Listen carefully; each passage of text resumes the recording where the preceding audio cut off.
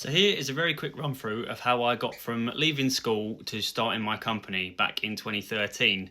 So I did my A-levels at school, I got to the summer break and I'd got some places at uni, but I decided to turn them down because I didn't want to do that. I just wasn't in the mood for it, to be honest. I wanted to do something different, a bit more hands-on. So I tried a few different things and basically sort of fell into the world of electrics. Started looking for apprenticeships, did a few trial weeks and things here and there, just trying to get my foot in the door, and eventually stumbled across a company that took me on a 4-year apprenticeship. So I obviously did that, all the process that you go through for that, working 4 days a week and doing 1 day of college a week for 3 years. And then the 4th year was pretty much constantly working whilst doing my MVQ portfolio. And at the end of the 4th year, I did that, obviously finished my AM2, and then quite quickly did my 2391 straight off the back of that.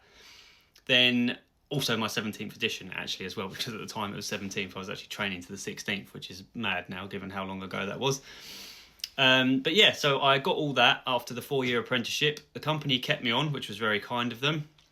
And I did a further 2 years with them, sort of basically subbing with that company, which was really useful. I wanted to gain some more experience. I definitely didn't feel ready to go off on my own at that point, but I was sort of, as usual, starting the private work in my evenings, weekends, building up my sort of base. I'd created my logo and got some sort of early uniform going.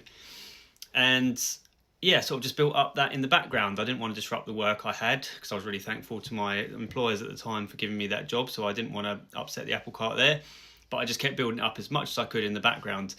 And eventually it got to the summer of 2013 and the company I was working for just had a bit of a slow summer. One of their jobs wasn't taking off and they sort of didn't have much of the domestic side of things. So they said, if you've got anything you want to be getting on with, go and do your own for a bit, which I did. That was June 13 and I built up enough of about 5-6 week backlog at that point. And then that was it. From that point onwards, I never looked back. I did go back and help them out a little bit every so often.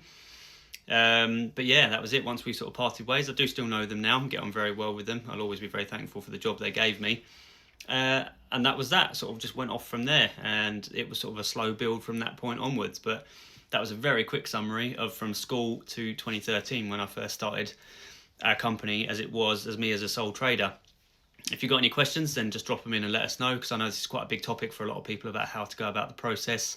And I will also be doing a podcast starting soon, and it's going to be this is going to be a lot more in detail about this sort of basically this process. I can actually talk about it a bit more.